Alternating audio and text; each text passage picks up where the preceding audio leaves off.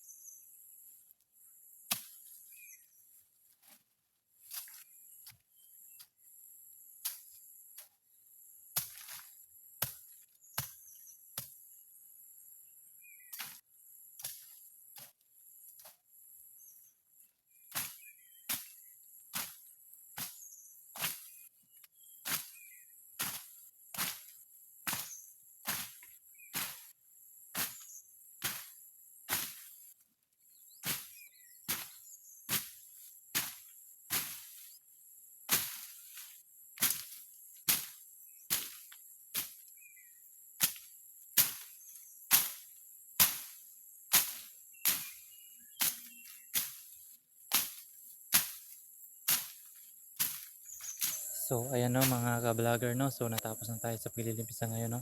So pangatlong araw no. So natapos na tayo. So bago natin tapusin ang video na to, so ipapakita ko muna kung hanggang saan yung nalimpisan ko, nahagbasan no. Mula nung Lunes hanggang ngayon, Miyerkules. So papakita ko muna. So bali ito yun no mga ka-vlogger. So tapos na tayo sa paghagbas no, sa tatlong araw nating paghagbas. Ayan, malinis na. So dyan, hindi na dyan. Kasi wala na dyan. Hindi na sa atin. So, dito na nagtatapos no, ang video sa araw na to no. So, sa hindi pa nakapag-subscribe dyan, subscribe na para always updated sa ating mga future videos. At i-click na rin ang notification bell para always updated no, sa ating future videos. At you can also like, comment, and share no, kung gusto nyo. So, dito na no, nagtatapos no. So, sa susunod muli. At maraming salamat nga pala sa panonood.